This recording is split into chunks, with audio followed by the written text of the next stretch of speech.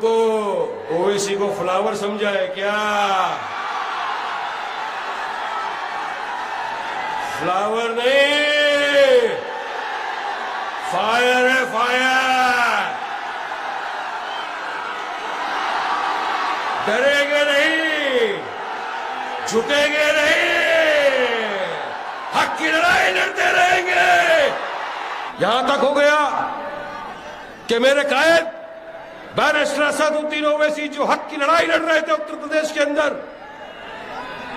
आपकी हमारी आवाज बन के गूंज रहे थे, दलितों की, मजलूमों की, मुसलमानों की आवाज बन के गूंज रहे थे, हक की लड़ाई लड़ रहे थे। कुछ कातिल बुज़दिलों ने उनके ऊपर गोली चलाई। डरेंगे क्या? चुपचाप बैठेंगे क्या? मेरा कायद तीसरे दिन निकल गया उत्तर प्रदेश में, फिर आवाम के बीच, फिर आवाम की हक की लड़ाई में शुरू हो गया।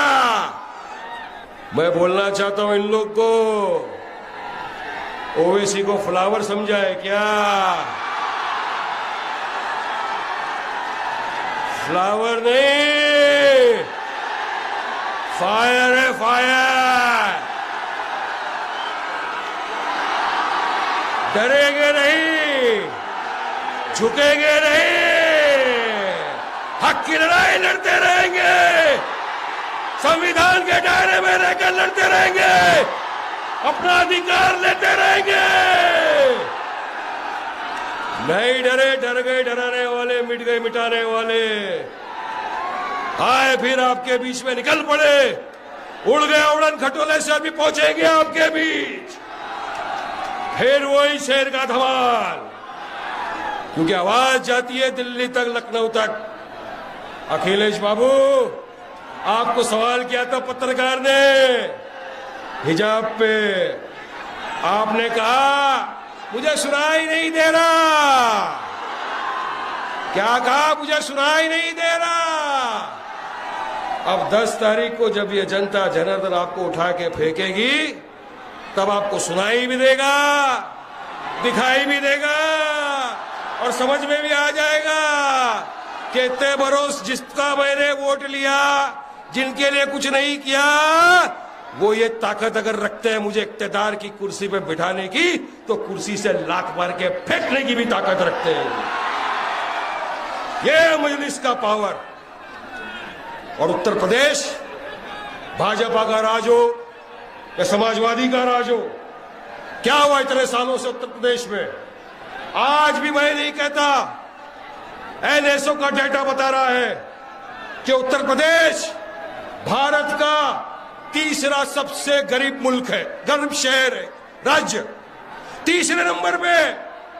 इतनी गरीबी उत्तर प्रदेश में किसके राज में हुई? हम तो सत्ता में नहीं थे, सत्ता में तो कभी सपा रही, सत्ता में भाजपा रही, फिर क्यों इतनी गरीबी?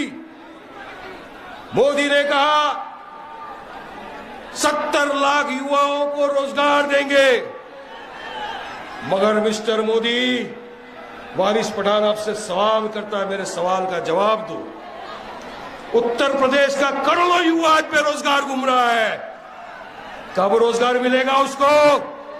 रोजगार नहीं है, करोड़ों युवा बेरोजगार घूम रहा है। खाने पीने के वादे हैं हम लोगों के, ये आपके राज में कर दिया। ये डबल इंजन करते करते आपने हमारे मुंह से हमारा निवाला छीन लिया। योगी सरकार, आपकी ठोक डालूंगा वाली पॉलिसी सीधा जो बाबा की, उसका नतीजा ये हुआ कि जो संविधान ने हमको अधिकार दिया था राइट टू प्रोटेस्ट का, पीसफुल प्रोटेस्ट करने का, तब जब हमारे बच्चे निकल गए प्रोटेस्ट करने, सब साथ में आ गए, हमारे हिंदू भाई, दलित भाई सब एक साथ मिलकर सीए डबल एनआरसी का प्रोटेस्ट करने रास्ते में उतर गए, संविधान के दायरे में रहकर अपना हक बयानी करने लग गए।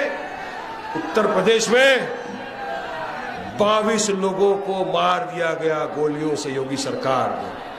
कौन है इसका जवाबदार? योगी जी है। हराना चाहिए ऐसी सरकार को, फेंकना चाहिए तख्ते से उठा के इनको। और याद रखो, ये दूसरे भी कोई कम नहीं है।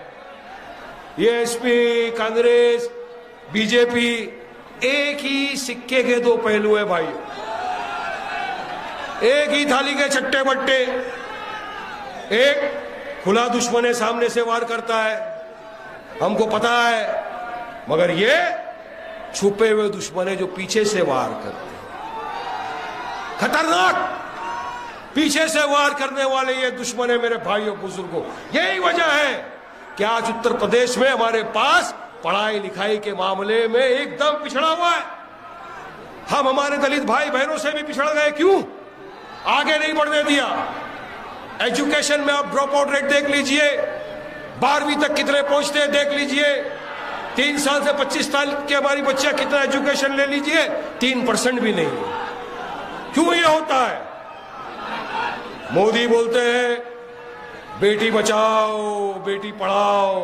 अरे कैसा बेटी पढ़ेगी जब पढ़ने ही नहीं देंगे? आप हमसे पढ़ाई छीन लेंगे तो कैसा हमारी बेटी पढ़ेगी? मगर आवाज बुलंद करने वाला कोई नहीं। अखिलेश बाबू के तो मुंह में दही जमा हुआ है, दही। साइकिल को तो ऐसा पंक्चर करना ना बेटा, ऐसा पंक्चर करना, हवा मार मार के थक जाए तो भी टायर नहीं बनना चाहिए। पूरी हवा निकाल दो साइकिल की। वो साइकिल साइकिल साइकिल चल रहा है, हवा पंक्चर करके एकदम फिनिश कर। धोखा किया हमारे साथ अखिलेश बाबू, धोखा किया। 2012 के घोषणा पत्र में कहा अगर हम सत्ता में आए हम रिजर्वेशन देंगे 12% जॉब में, एजुकेशन में। कुछ नहीं दिया, हमको दिया ठेंगा अखिलेश बाबू ने। अब यही ठेंगे से मुबारकपुर की जनता 7 तारीख को पतंग के निशान पे इतने बटन दबाएगी, इतने बटन दबाएगी, साइकिल हमेशा के लिए पंचर हो जाएगा और पूरे आसमान में सिर्फ और सिर्फ मजलिस इत्तेहादुल मुस्लिमीन की पतंग उड़ती हुई दिखाई देगी। अगर हमको हमारी आवाज बुलंद करना है, हमको हमारा अधिकार और हक चाहिए, तो आपके अपने हर दिल अजीज गुड्डू जमाली साहब एक गद्दावर नेता है, एक समझदार नेता है, एक मैच्योर इंसान है। उनको पता है कि यहाँ की आवाम की क्या तकलीफ है, क्या चीज की जरूरत है। वो जब असेंबली में जाएंगे तो मुझे यकीन है इंशाअल्लाह ताला कि असेंबली में खामोश मुंह में दही जमा कर नहीं बैठेंगे, हक की लड़ाई लड़ेंगे, इनकी आंखों में आंखें डाल के बात करेंगे और अपना अधिकार लेके रहेंगे इंशाअल्लाह। मगर आपको आना पड़ेगा साथ में, आपका फराइज है, आपका फर्ज बनता है। वरना इतने साल हम बिखरे रहे, एक छत के नीचे नहीं आए, दुनिया हमारा फायदा उठाती रही और हम बैठे रहे यही सोच के कि कल अच्छे दिन आएंगे। नहीं मेरे भाइयों दोस्तों बुजुर्गों, अगर आप चाहते हो कि आपके बच्चे का मुस्तकबिल संवरे, आप चाहते हो कि आपके बच्चे को भी अच्छी तालीम मिले, वो भी पढ़ लिख के एक बड़ा अच्छा इंसान बने, अच्छे इदारे में उसको जॉब मिले, अच्छी जगह काम करे, तो आपको चाहिए कि मजलिस इत्तेहादुल मुस्लिमीन को आप सपोर्ट करें।